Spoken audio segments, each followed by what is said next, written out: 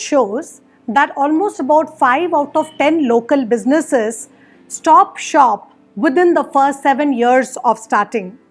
Now, as we analyze these businesses which have actually closed down, there seems to emerge a pattern.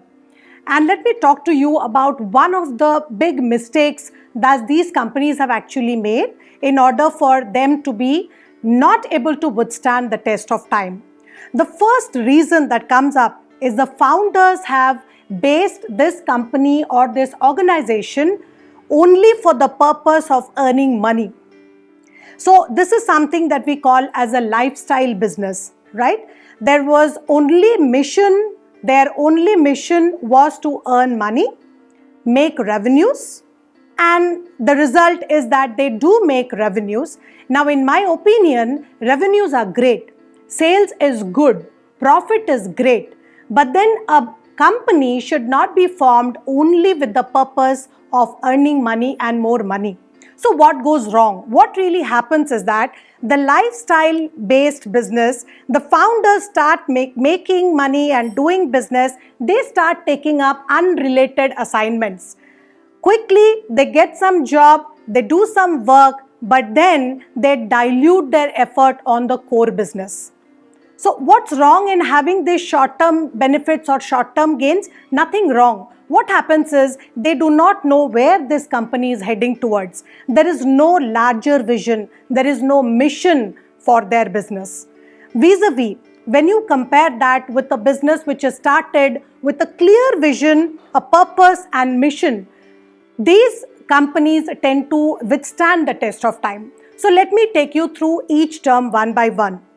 What is a vision? For a company, when the founders have decided to form this company, there is a larger picture that he or she has in mind, or you have picturized yourself or you have picturized your company with a larger vision, right? That is the vision of your company. Then what is mission? Now we like to call it, my mentors like to call the mission as a path towards your vision.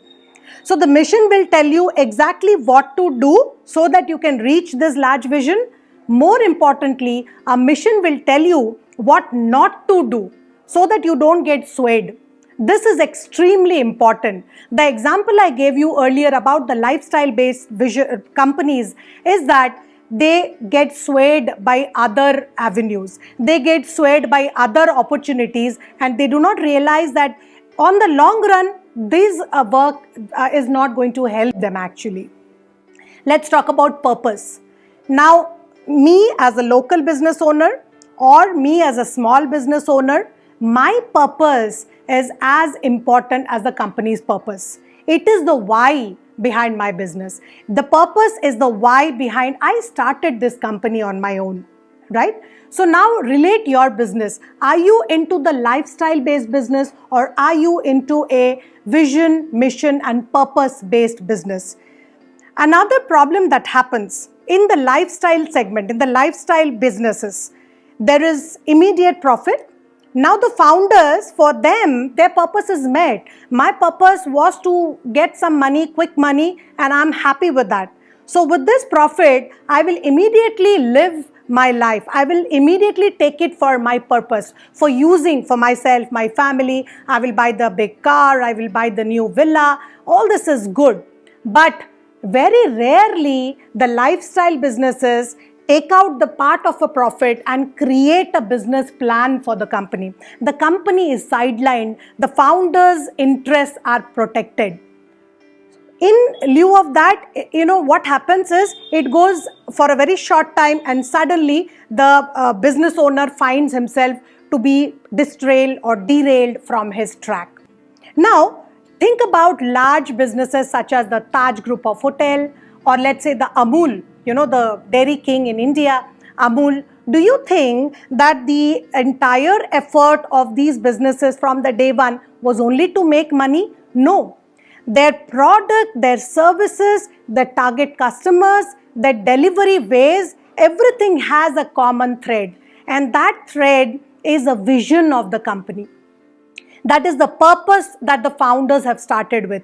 Well, that is why it has come 40 years, 50 years, and it is still sustaining and flourishing.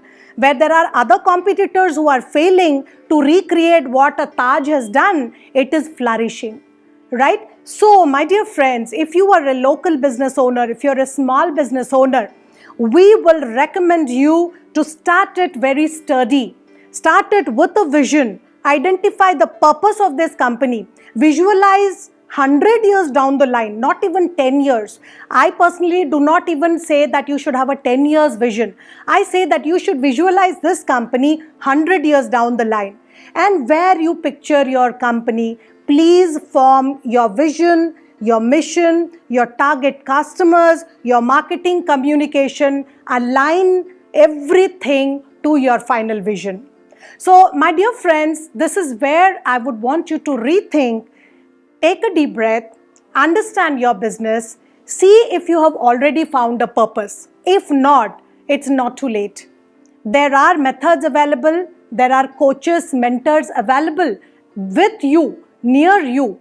Please reach out, brainstorm with your peers. Sometimes brainstorming with a peer also is a great idea. Brainstorm with your peers, find your coach, find your mentor, and understand that if I'm into this business, I do not want a short-term success. I want to test the test of time. I want to sustain for a long time and finalize your vision, mission. Have a sturdy, strong, and successful venture. This is Mahua Gorthi. I'm a referral marketing coach and a behavioral style coach. Thank you.